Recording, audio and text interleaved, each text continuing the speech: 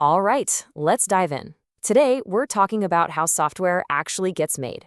We're looking at the master plans, the strategies, basically the blueprints that take a simple idea and turn it into the slick apps we use every single day. So, let's explore the different blueprints that build our digital world.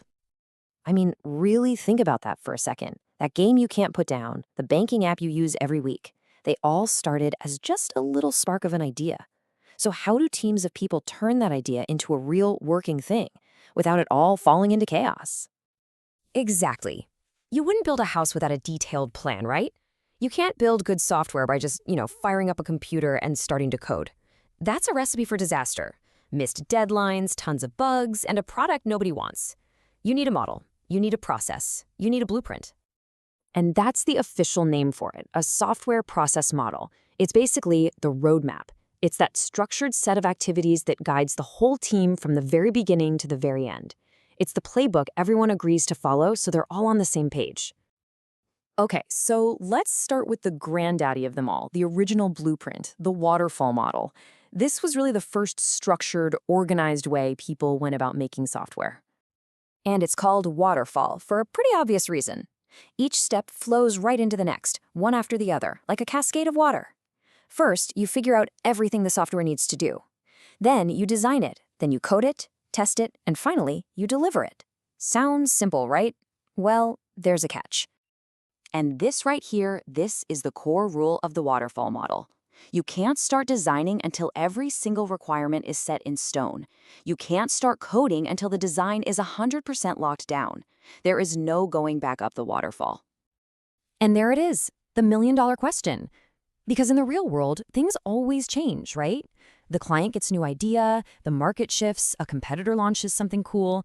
What happens to your super rigid, unchangeable plan then? Well, you hit some pretty big roadblocks. Now, to be fair, Waterfall brought some much-needed order to the early days of software. That strict discipline was its greatest strength. But it was also its biggest weakness. Because there's no going back, it's almost impossible to adapt. So here's the bottom line. This model really only works if you know exactly what you need from day one, and that's pretty rare.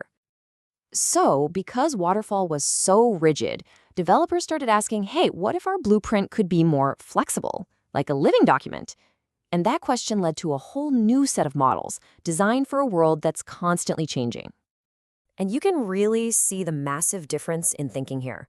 On one side, you've got the old way. Fixed plans, one big delivery way at the end, and not much talking to the customer after the initial meeting. But on the other side, the new way. Plans that can evolve, delivering working software in smaller chunks, and constantly talking with the customer. So, one of the first flexible approaches was the prototyping model. This is perfect for that client who says, I'm not totally sure what I want, but I'll know it when I see it. So instead of writing a huge rulebook up front, you just build a quick and dirty version, a prototype. The customer gets to play with it, give you feedback, and you keep refining it together until you land on the final vision. Then you've got the incremental model. This one tackles a different problem. Why make the customer wait a whole year for the finished product? Instead, you build and deliver it in smaller, usable pieces. So for a banking app, maybe the first increment just lets you log in and see your balance. The next one adds money transfers. The one after that adds paying your bills. The customer starts getting value from the app way sooner. Now, what if you take that idea of delivering in pieces and you just pour gasoline on it? Well, then you get the RAD model, which stands for Rapid Application Development. And just like the name says, this blueprint is all about one thing: pure, unadulterated speed. And the goal is kind of mind-blowing. Deliver a fully working system in about 90 days. How is that even possible? Well, it breaks the project down into little pieces that can be built by different teams at the same time. It's like building a car's engine, wheels, and body all in parallel, and then just snapping them together at the end. It's intense, it's fast, and it takes a ton of coordination. So the process gets streamlined into 4 main phases. First, you've got requirements planning, just to get the general idea. Then, user design, which is a super collaborative phase where users actually help shape the product. Third is construction. That's when all those teams are building in parallel. And finally, cutover, which is the big launch day where you flip the switch. But let's shift gears. What if your number one priority isn't speed or flexibility, but quality? What if failure is just not an option? For that, there's another evolution of Waterfall, and it's called the V model. The whole idea here is discipline. It takes the same linear steps from the waterfall model, but it adds a critical rule. For every single thing you plan to build, you also have to plan out exactly how you're going to test it, right from the very start. And this V shape really shows you how it works. As you go down the left side, the verification phase, you're constantly asking, are we building the product right? So for each step, like designing a feature, you also create a matching test plan for it. Then once you've done all the coding at the bottom, you start going up the right side, the validation phase, and you ask, are we building the right product?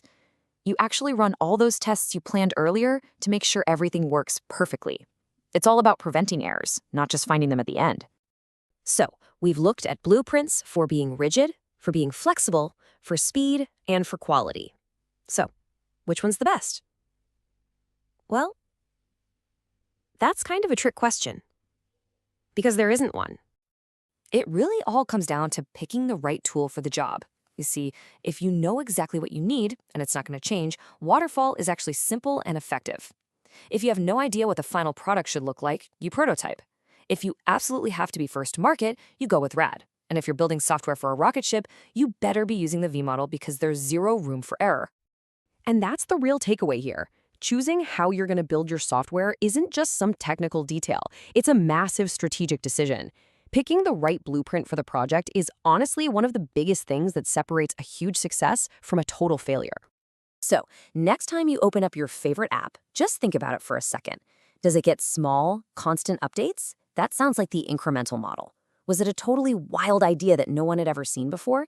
It probably started out as a prototype. Understanding the blueprint gives you this whole new way of looking at the digital world we use every day. Thanks for joining me.